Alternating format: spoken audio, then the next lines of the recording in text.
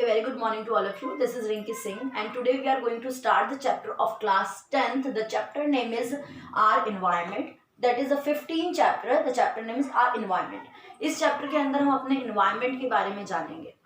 जैसे कि आप सभी बच्चे जानते हैं, it is your first YouTube class. इससे पहले आपकी ऑनलाइन क्लास लगी है. ऑनलाइन क्लास के बाद ये पहली आपकी यूट्यूब क्लास है जिसमें आपको चैप्टर आर एनवायरनमेंट के बारे में बताया जाएगा. इस चैप्टर में या इस क्लास में हम ऑल दिस टॉपिक को कवर करेंगे. इन सभी टॉपिक के बारे में डिटेल में जानेंगे. और ये मोस्ट इम्पॉर्टेंट थिंग कि हमारी गूगल मीट पर ऑलरेडी इस क्लास को स्टार्ट कर दिया था हमने, और इसमें हमने क्या क्या टॉपिक को कवर किया था. एनवायरनमेंट के बारे में जाना था, बायोटिक के बारे में जाना था, ठीक है, और कुछ एक्टिविटीज भी मैंने आप सबको समझाई थी. इस क्लास के अंदर डिटेलिंग से हम स्टार्टिंग से टॉपिक बाय टॉपिक को कवर करेंगे. फर्दर क्विक रिवीजन हो जाएगा स्टार्टिंग के टॉपिक्स का और इस सारे टॉपिक्स को हम कवर करेंगे. आप पेंसिल लेके जरूर बैठना. जैसे कि मैं हमेशा नोट्स बनवाती हूँ तो आप नोट्स रेडी करें और रीड भी करें साथ साथ चैप्टर्स को. तो इंट्रोडक्शन के अंदर, जैसे कि चैप्टर का नाम ही है आ एनवायरनमेंट, तो इंट्रोडक्शन हमारा किसके बारे में होगा? एनवायरनमेंट के बारे में. देखिए, आप सभी एनवायरनमेंट से फैमिलियर हैं. आप सब डे टू डे लाइफ में एनवायरनमेंट वर्ड का यूज जरूर करते हैं और एनवायरनमेंट वर्ड को अधिकतर सुनते रहते हैं कि हमारे आसपास का एनवायरनमेंट अच्छा नहीं है या एनवायरमेंटल इशू क्रिएट हो रहे हैं. एनवायरनमेंट वर्ड का यूज जो है डे टू डे लाइफ में अक्सर हम सुनते रहते हैं. हम न्यूज़ चैनल में, टेलीविजन्स में, ठीक है, या आप कहें न्यूज़पेपर में एनवायरनमेंट वर्ड को सुनते रहते हैं. एनवायरनमेंट आखिर क्या होता है? हमारे आसपास का जो भी वातावरण होता है वो एनवायरनमेंट कहलाता है. आपके चारों ओर जो भी वातावरण है, चाहे वो अच्छा हो चाहे बुरा हो, वो आपका वातावरण यानी एनवायरनमेंट कहलाता है.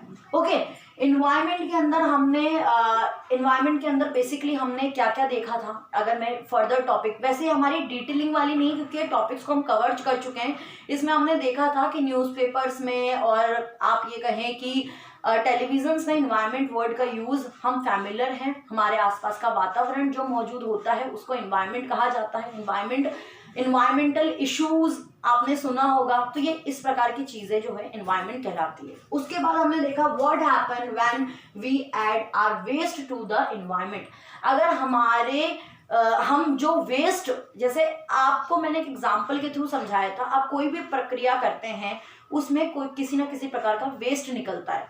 घर में सुबह से लेकर शाम तक कोई जो भी कार्य हो रहा है, चाहे आप खाना बना रहे हैं, आप नहा रहे हैं, लिक्विड वेस्ट निकलता है, नहा रहे हैं, कपड़े धो रहे हैं, ठीक है, कोई भी काम कर रहे हैं, ठीक है, उससे आपका क्या वेस्ट, एक वेस्ट प्रोडक्ट निकलता है. एक बड़ी बड़ी फैक्ट्रीज का भी एग्जांपल ले सकते हो. बड़ी फूड फैक्ट्रीज है, किसी भी प्रकार की फैक्ट्रीज है, उससे वेस्ट निकलता है. तो हर जगह सुबह से लेकर शाम तक की कार्य प्रणाली में हम डे टू डे लाइफ में सरवाइव करते हैं या कोई भी काम करते हैं डे टू डे लाइफ में, उसमें वेस्ट का प्रोडक्शन या वेस्ट जरूर निकलता है.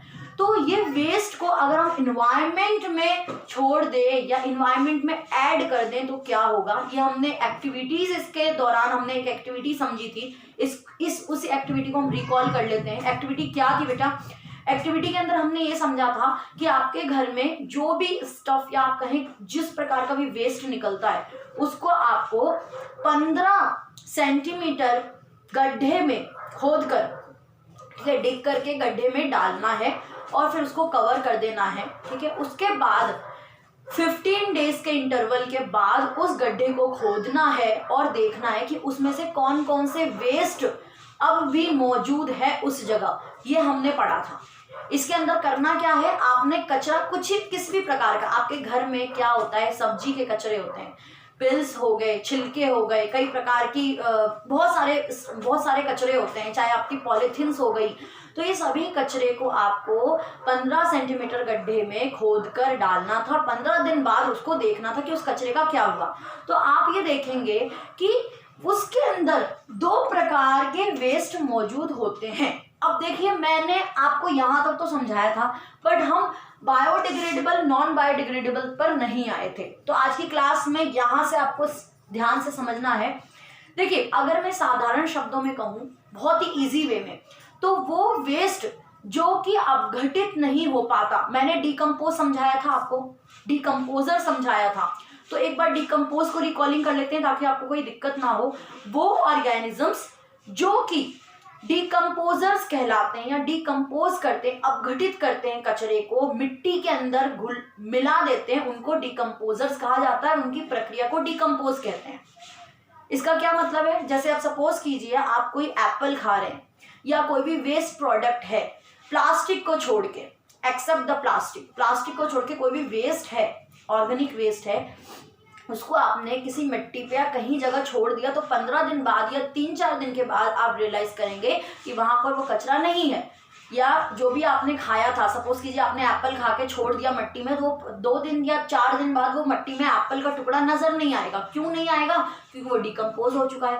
डिकम्पोज का मतलब क्या है, हमारे मिट्टी के अंदर ऐसे माइक्रो ऑर्गेनिजम्स होते हैं, सैप्रोफाइट कह सकते हैं आप, ऐसे जीव होते हैं जो कि उस जो भी ऑर्गेनिक मैटर होता है उसको छोटे छोटे इतने बारीक टुकड़ों में विखंडित कर देते हैं कि वो मिट्टी में घुल जाता है। इसी से मिट्टी को न्यूट्रिशन मिलता है। To be very clear, micro organism उसको छोटे बहुत बारीक टुकड़ों में डिकम्पोज कर देते हैं और वो मिट्टी में घुल जाता है। वही मिट्टी का एक प्रकार का न्यूट्रिशन बन जाता है। बट ऐसे सब्सटेंस जो डिकम्पोज नहीं हो सकते, that is called non biodegradable. अब में प्लास्टिक है बेटा, तो प्लास्टिक को आप अगर उसमें छोड़ दोगे, एक गड्ढे में डिग करके आप उसमें डाल दोगे प्लास्टिक की कोई भी पॉलीथीन, प्लास्टिक की चीजों को, तो आप कितने समय बाद भी उसको खोदोगे तो प्लास्टिक आपको वही नजर आएगा, क्योंकि प्लास्टिक नॉन बायोडिग्रेडेबल होता है। वो मिट्टी में अपघटित यानी कि डिकम्पोज नहीं हो सकता। वह चीजें जो मिट्टी में डिकम्पोज नहीं होती उनको नॉन बायोडिग्रेडेबल कहते हैं, और वह चीजें जो मिट्टी में डिकम्पोज हो जाती है, अपघटित हो जाती है, मिट्टी में घुल मिल जाती है, उसको बायोडिग्रेडेबल कहते हैं। ठीक है, ये एक्टिविटी हमने देखी थी। एक्टिविटी के बाद हमने बायोडिग्रेडेबल, नॉन बायोडिग्रेडेबल को कंप्लीट कर लिया। अब हम समझते हैं इकोसिस्टम क्या होता है। आपके सराउंडिंग ऐसी चीजें जो एक दूसरे से इंटर रिलेटेड करती है, इंटरेक्ट करती है, वह इकोसिस्टम के अंदर आती है और वह इकोसिस्टम कहलाती है। जैसे एग्जांपल, अगर आप अपने सराउंडिंग देखें तो आपको पेड़ पौधे, वायु हवा एक ही होती है, वायु, सूर्य की रोशनी, ठीक है, या आप कहें सॉइल, ये सारी चीजें कंसिस्ट होती है इकोसिस्टम में। सराउंडिंग जो चीजें पाई जाती है, दैट इज, उसके 2 कैटेगरीज होती है, होते हैं बायोटिक, अबायोटिक। ये हमने कवर किया था क्लासेस में। बायोटिक मैंने समझाया था, अबायोटिक समझाया था। ठीक है, मतलब आप ये समझे इकोसिस्टम के अंदर both are things are involve, one is the biotic and second is the abiotic. ठीक है, इकोसिस्टम के अंदर वो सारी चीजें प्राप्त होती है जो कि एक दूसरे से इंटर रिलेटेड करती है या इंटरेक्शन करती है, वह इकोसिस्टम के अंदर आती है। अगर मैं एग्जांपल लूं इकोसिस्टम के अंदर आने वाली चीजों का, तो आप क्या क्या ले सकते हो, माइक्रो ऑर्गेनिजम्स, एनिमल्स, प्लांट्स, ये सभी इकोसिस्टम कंसिस्ट करता है, इकोसिस्टम में आती है। I hope it's clear. Ecosystem वो एनवायरमेंट है जिसमें वो सारी अबायोटिक और बायोटिक कंपोनेंट आते हैं, that is called the ecosystem. ठीक है, अब इकोसिस्टम मेंटेन होना बहुत इंपॉर्टेंट होता है। मेंटेनेंस के बारे में हम इस टॉपिक में पढ़ेंगे। पहले हम अबायोटिक बायोटिक को कवर कर लेते हैं। वैसे तो मैंने बायोटिक और अबायोटिक दोनों को कवर करवा दिया था, बट हम एक बार और समझ लेते हैं। देखिए, दोनों ही चीजें, चाहे वो बायोटिक हो अबायोटिक है, नेचुरल द्वारा प्राप्त होती है। नेचुरल रिसोर्सेज है एक प्रकार के, प्रकृति हमें दे रही है। अब बायोटिक में वो आएंगे जो जीवित होगा और अबायोटिक में वो आएगा जो निर्जीव होगा। लेकिन निर्जीव तो बहुत सारी चीजें होती है। देखिए, ये बोर्ड निर्जीव है, ये चौक निर्जीव है, ठीक है, या आप कहें किताबें निर्जीव है, तो क्या वो अबायोटिक में आएगी? नहीं। हमने बात करी कि नेचुरल रिसोर्सेज होने चाहिए, प्रकृति द्वारा मिलनी चाहिए। ये तो मैन्युफैक्चरिंग है, मेन मेड थिंग्स है। ये बोर्ड मेन मेड थिंग्स है, it is a chalk is a main made thing, तो ये तो मेन मेड थिंग है।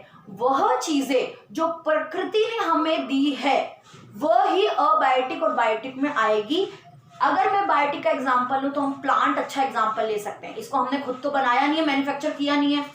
प्लांट एक प्रकार बायोटिक है, जीवित भी है और नेचुरल द्वारा भी प्राप्त है, नेचुरल रिसोर्सेज द्वारा भी प्राप्त है। और अबायोटिक में हम क्या ले सकते हैं? अबायोटिक में आप हवा, पानी, सूर्य की रोशनी, टेम्परेचर, इस प्रकार की चीजें आप अबायोटिक में ले सकते हो। मिट्टी अबायोटिक की प्रकृति द्वारा प्राप्त भी है और इसे हमने खुद नहीं बनाया। तो ऐसी चीजें जो नेचुरल रिसोर्सेज हैं और जो निर्जीव हैं, साथ में जीवित नहीं है, दैट इज कॉल्ड अबायोटिक। ऐसी चीजें प्रकृति द्वारा प्राप्त है और जीवित है, दैट इज कॉल्ड बायोटिक। ठीक है, बायोटिक अबायोटिक वैसे भी हम कंप्लीट कर चुके थे। इकोसिस्टम में बायोटिक अबायोटिक बोथ आते हैं, जो कि एक दूसरे से इंटररिलेटेड करते हैं और इंटरेक्शन करते हैं और इकोसिस्टम को बैलेंस्ड करके रखते हैं। अब इकोसिस्टम के बैलेंस के लिए जो है 3 चीजें इंपॉर्टेंट होती है। एक होता है प्रोड्यूसर, ठीक है, एक होता है consumer and next one is decomposers. ये आपके बुक के ही, एनसीईआरटी बुक के ही अकॉर्डिंग में टॉपिक बाय टॉपिक पढ़ा रही हूँ, आप इस टॉपिक्स को जरूर रीड करें। ठीक है, अब जैसे कि आपने क्लास 6 में भी ये बहुत ही बेसिक वर्ड्स के बारे में नॉलेज ली होगी, बट हम फर्दर इस टॉपिक्स को जब एक्सप्लेन कर रहे हैं तो इनके बारे में समझा देते हैं। प्रोड्यूसर वो होते हैं जो कि प्रोड्यूस करने का काम करते हैं। जितने भी पेड़ पौधे आपके आसपास मौजूद है, दैट ऑल आर प्रोड्यूसर। ठीक है, जैसे कि पेड़, अब सेब का पेड़ है, वो एप्पल प्रोड्यूस कर रहा है, तब हम एप्पल खा रहे हैं।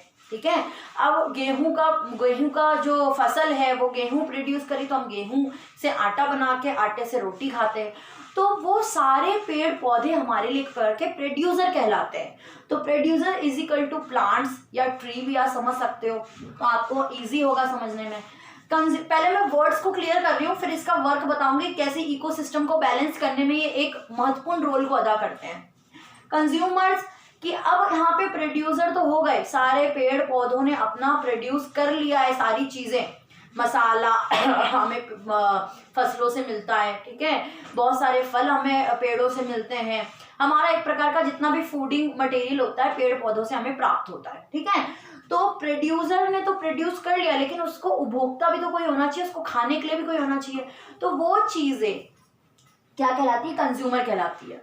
अब जैसे कि कोई भी फसल है, गेहूं का इस्तेमाल हम करते हैं, घास फूस का इस्तेमाल जानवर करते हैं, तो वो जो कि प्रोड्यूसर्स का इस्तेमाल करते हैं, जो भी चीज प्रोड्यूस हुई है, चाहे वो घास हो, पेड़ हो, फूल हो, कोई भी चीज प्रोड्यूस हुई है, उसका जो भी व्यक्ति है, जो भी जानवर इस्तेमाल करता है, उसको ही कंज्यूमर्स कहा जाता है। कंज्यूम कर रहा है, उससे वो प्राप्त कर पा रहा है। ठीक है, उसके बाद आता है डीकम्पोजर्स। डीकम्पोजर तो टू बी वेरी क्लियर आप सबको ये चीजें को पता ही होगा। डीकम्पोजर हमने पहले भी पढ़ा है।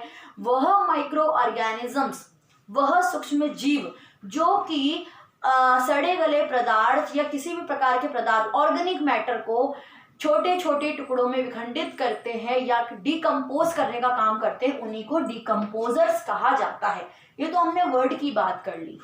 ठीक है, अब पहले हम समझते हैं प्रोड्यूसर प्रोड्यूस कैसे करता है। मैंने कहा प्रोड्यूसर एक प्रकार की फैक्ट्री जो है, फूड फैक्ट्री है, वो कुरकुरे बना रही है, तो हमारे लिए वो क्या होगी? प्रोड्यूसर कहलाएगी। तो वो प्रोड्यूस करने के लिए उसको मसाले चाहिए होंगे, आटा मैदा जो भी इस्तेमाल होता है वो चाहिए होगा। तो उसी प्रकार के लिए प्रोड्यूसर किस पर डिपेंड है? प्रोड्यूसर प्रोड्यूस, जैसे सपोज कीजिए प्रोड्यूसर में हमने एक पौधा ले लिया। अब पौधा किसका ले लिया? सपोज कीजिए आपने सेब का प्लांट ले लिया, सेब का पेड़ ले लिया, या किसी भी प्रकार का एक पौधा आप ले प्रोड्यूसर के तौर पे। तो इसके लिए क्या चीजें इंपॉर्टेंट होगी, ये कैसे प्रोड्यूस करेगा? वो बायोटिक अबायोटिक दोनों ही चीजों का यूज करके अपना चीज को, यानी अपना फ्रूट पार्ट को प्रोड्यूस करेगा। कैसे? देखिए, आप सभी जानते हैं, अगर मैं बात करूं एक पौधे की, तो पौधा खाना बनाता है। अब हमें खाना नहीं मिलेगा, मुझे अगर मैं खाना नहीं खाऊंगी तो मुझे में एनर्जी होगी कि मैं आपको पढ़ा पाऊं? नहीं होगी एनर्जी। वैसे ही पहले एक प्रोड्यूसर या एक पौधा जो है अपना खाना बनाएगा, वो एनर्जी गेन करेगा। तो खाना बनाने के लिए आप सभी फैमिलियर हैं, क्या क्या चीजें चाहिए होती है? CO2 चाहिए होता है, वाटर चाहिए होता है। ठीक है, CO2 that's called carbon dioxide, water and sunlight चाहिए होता है, ये तीनों ही चीजों द्वारा। अब अगर हम इन तीनों चीजों को देखें तो ये तीनों चीजों क्या है? दे 3 आर द अबायोटिक कंपोनेंट, है ना। देखिए, कार्बन डाइऑक्साइड भी अबायोटिक है, ठीक है, ये जीवित तो है नहीं। पानी भी अबायोटिक है, सनलाइट भी अबायोटिक है। तो इसके लिए अगर एक पौधे के लिए प्रोड्यूसर की बात करें, जो प्रोड्यूसर अपना खाना ऑब्टेन करेगा, वो अबायोटिक बायोटिक दोनों ही प्रकार से, दोनों ही चीजों के द्वारा अपने खाने को बनाता है। ठीक है, उसके बाद एक वो जब वो खाना प्रिपेयर कर लेता है बायोटिक और बायोटिक कंपोनेंट द्वारा, जब उसने खाना बना लिया अपना, उसके बाद वो ग्रोथ करेगा, वो जो फल उसके ऊपर उगेंगे उसका इस्तेमाल करेंगे कंज्यूमर। कंज्यूमर 3 टाइप के होते हैं, मैंने अभी आपको कंज्यूमर क्लियर करवाया। कंज्यूमर 3 प्रकार के होते हैं, one is the herbivorous, carnivorous, omnivorous, parasitic. ठीक है, अब ये भी चीजें बहुत ही नॉर्मल है, क्लास 3rd से आपको पढ़ाई जाती है, एक बार रिकॉलिंग देख लेते हैं। हार्बीवोरस का मतलब होता है वह जीव जो सिर्फ और सिर्फ शाकाहारी होते हैं, मांस मच्छी नहीं खाते, जैसे घास फूस। ठीक है, और है कार्निवोरस जो सिर्फ मांस मच्छी खाते हैं। फिर ओमनीवोरस, ओमनीवोरस जो दोनों चीज खाते हैं। पैरासाइटिक जो कि पैरासाइटिक होस्ट द्वारा अपने खाने को लेते हैं। ठीक है, किसी दूसरे जीव द्वारा अपने खाने को लेते हैं। अब हार्बीवोरस के अंदर हमने देखिए सबसे इंपॉर्टेंट चीज जो है, कंज्यूमर जो है वो कंज्यूमर डायरेक्टली और इनडायरेक्टली किस पे डिपेंड होते हैं, प्लांट्स पे निर्भर होते हैं। द वेरी इंपॉर्टेंट थिंग, देखिए अगर बकरी क्या खा रही है, घास खा रही है, और हमने किसी एक जीव ने, एक व्यक्ति ने उस बकरी को खा लिया, तो हमने इनडायरेक्टली वे में घास वाले पोर्शन, यानी कि अगर बकरी ने घास नहीं खाई होती तो बकरी जीवित नहीं होती। अगर बकरी खाना पीना ही नहीं खाएगी, बकरी का खाना पीना क्या है, घास फूस है, बकरी खाना पीना नहीं खाएगी तो वो जीवित नहीं रह पाएगी। अगर वो जीवित ही नहीं रहेगी तो हम बकरी को कैसे खा पाएंगे, गॉड को कैसे खाएंगे हम, है ना। तो डायरेक्टली और इनडायरेक्टली सभी लोग किस पे निर्भर होते हैं, प्लांट पौधों पर निर्भर होते हैं, उसी से हम अपने खाने को ऑब्टेंड करते हैं। ओके, तो ये आपका हो गया। I hope it's clear. इसके साथ आपका टॉपिक जो है सारा टॉपिक कवर होता है। आई होप आपको एक क्लियर होगा। अगर कोई भी डाउट है तो इसी यूट्यूब चैनल के कमेंट बॉक्स में आप बोलें, मैं उस डाउट्स को क्लियर करूंगी, या तो फिर हम ऑनलाइन क्लास में इसको कवर करेंगे या हम यूट्यूब चैनल पे ही इसको कवर करेंगे। I hope it's clear. If you like this video so like, subscribe and share.